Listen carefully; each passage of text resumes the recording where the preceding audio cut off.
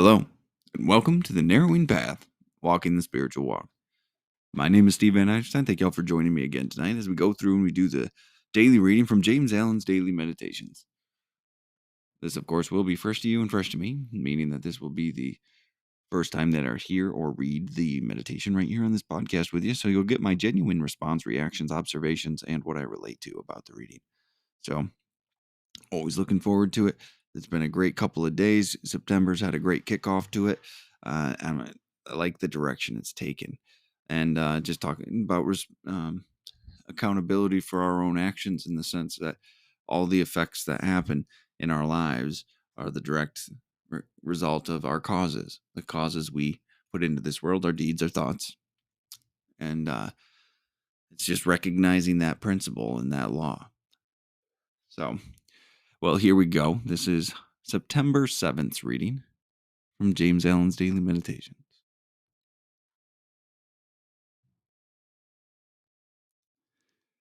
Man is responsible only for his own deeds.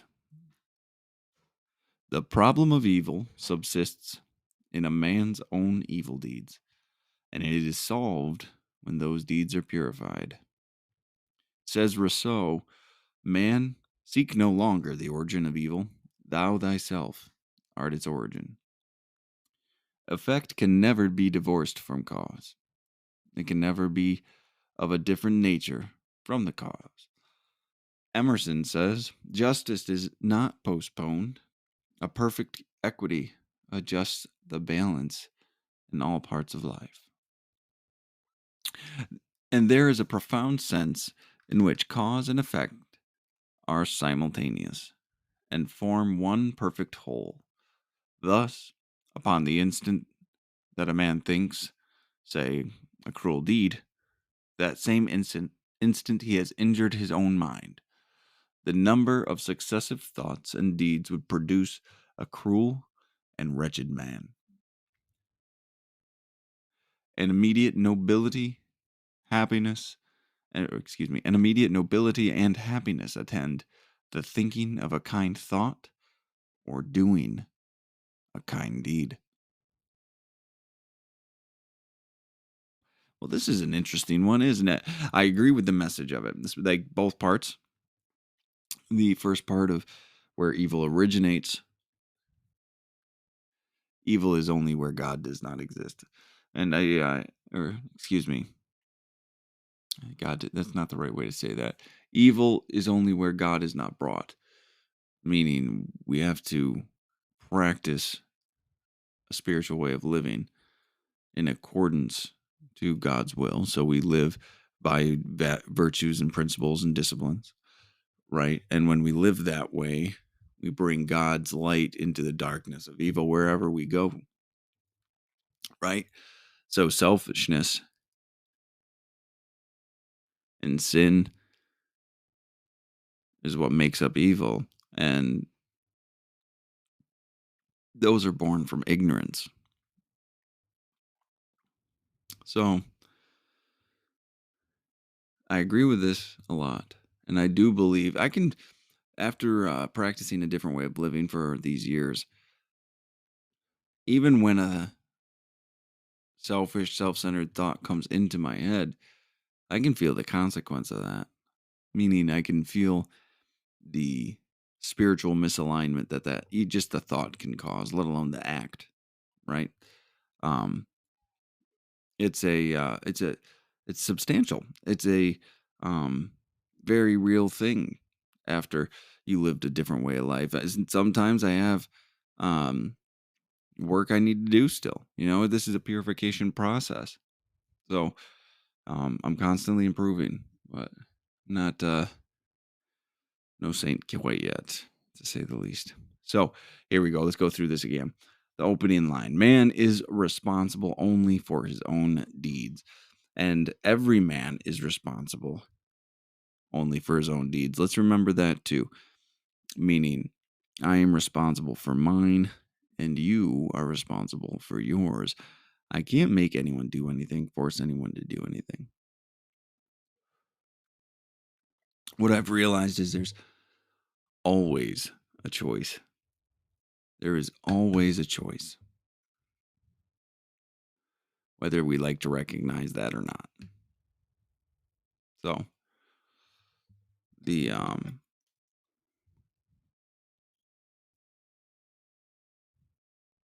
responsibility, like, we can't blame anybody anymore. We have to be able to let that go. We really do. We have to uh, be willing to take accountability for our own actions in all ways too, not just the ones that are convenient to us, not just the ones that we think are warranted or would help us out the most, to take accountability for them, make us look the best, right? I'm talking about everything. We need to be held accountable for all of our actions, regardless of if we want to be or not, or if it benefits us in the immediate moment. We are accountable for it. So, on to the main part of this reading now. The problem of evil is in quotes, the problem of evil subsists in a man's own evil deeds, and it is solved when those deeds are purified, right? So, this is the part I was kind of referring to at the beginning when I was talking after the first reading of the meditation. I do believe evil, what's considered evil, is really just the selfishness and the sin of man.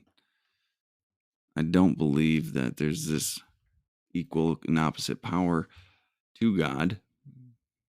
I believe God is all powerful, whatever that God is to you, source, creator, nature.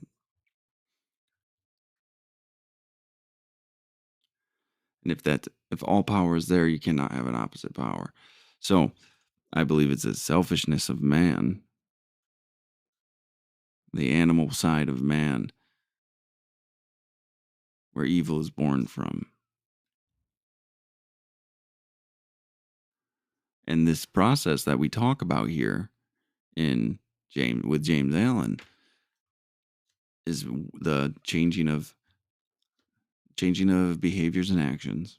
So we can see the thoughts, then we can change the thoughts, and then after we change the thoughts, we can see our intentions. We can see where the heart of our soul lies. If you're fearful, selfish, self-serving motives, we can change it, right?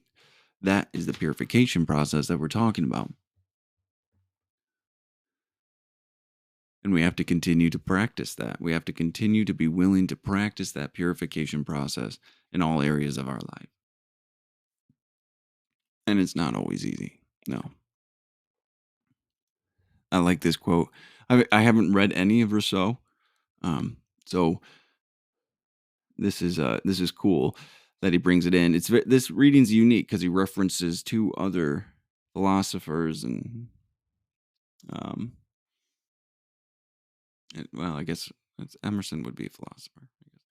So says Rousseau, man, seek no longer the origin of evil, thou thyself art its origin.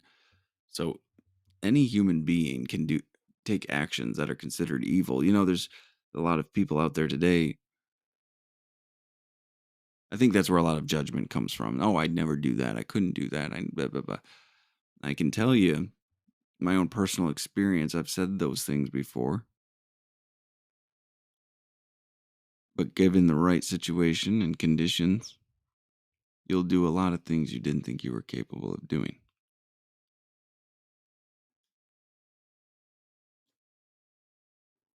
The mind is a magnificent and terrifying place.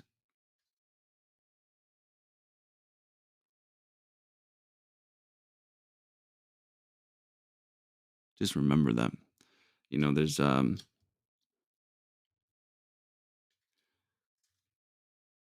lot of people out there that don't understand that every individual in this world is capable of deplorable, horrible actions.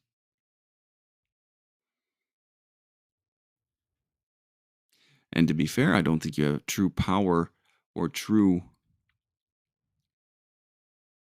knowledge of humanity until you acknowledge that in yourself. There's a lot of really popular um, motivational speakers and lecturists talking about that right now. The human capacity for evil, but it was really the human capacity for selfishness and sin.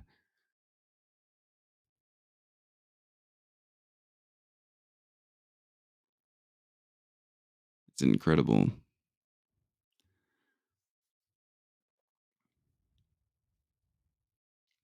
Just keep that in mind before you cast too many judgments out there.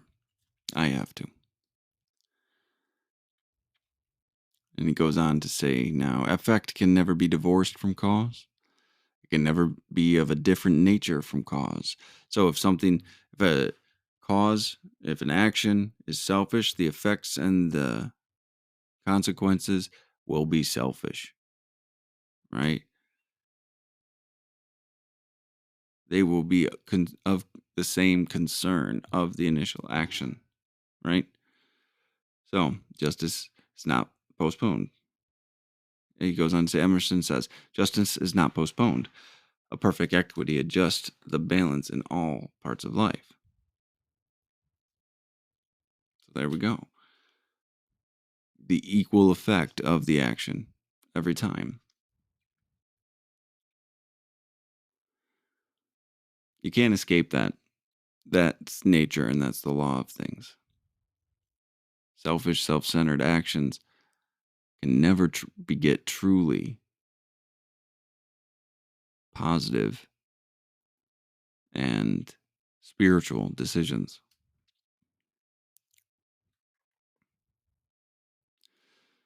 And there's a profound sense in which cause and effect are simultaneous, so happening at the same time, like it's an um,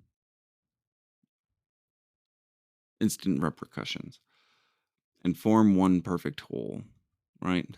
Thus, upon the instant a man thinks, say, a cruel deed, that same instant he has injured his own mind. And that's what I meant. Like when I think of something regarding an old behavior that I don't do anymore, but sometimes the thought will pop up because I can have selfish moments still. Um it will produce a feeling of shame and guilt. And I have to remember, like, that's not who I am anymore. I don't do those things, and it goes away. It's not a reoccurring thing. I've done a lot of work, and I've done the inventories to free myself from a lot of that. And once in a while, the old resurfaces, and I have to take a look at what's going on, because it's usually I'm just uncomfortable, and that's where my mind still has some old trenches dug as to first action. So, um, but I do believe my spiritual and mental state are instantly affected when I have those thoughts, and I entertain the thoughts too. That's the thing. Like if it comes through and it's dismissed, which most of the time I can do, doesn't really hold any weight or effect. But if it comes through and I'm like, oh, that's kind of fun to play with, you know, and yeah, I can feel the actual repercussions, the effects, the consequences of entertaining the thought, even for a moment. So I believe that he has injured his own mind. And a number of successive thoughts and deeds would produce a cruel and wretched man. So these evil thoughts, these selfish, these self centered thoughts, that's how miserable, cruel, and wretched people become or come about. It's because of the thoughts we entertain, excuse me. It's a very simple concept and simple principle, but we like to try to walk around it. At least I do. I'll play with it sometimes. And when I run into something new that I'm not sure I want to let go of yet, or I want to let go of it, but I can't seem to do it yet. So, and now the closing thought: an immediate nobility and happiness attend the thinking of a kind thought or doing a kind deed. That's a pretty cool thing, isn't it? An immediate nobility and happiness attend to thinking of a kind thought or doing a kind deed, because it takes you out of yourself. Because that's usually being of service to somebody, and suddenly there's peace on the other side of those things. It's amazing. And a big part of 12-step programs is helping other people, right? That last step and is talking about being of service. And just practicing that, helping your fellow man, can grant you a pathway of peace and serenity you didn't know was possible, just by being considerate and aware of someone else's needs and trying to help them genuinely. It's pretty amazing how quick things can change in your mind if you let them. So, all right, well, that's the end of it for today. Thank you all so much for jumping on and listening along with me. I really am grateful for those, the loyal listeners we got on this show. So, we will continue on, and I will be looking forward till tomorrow. So, until next time, thanks.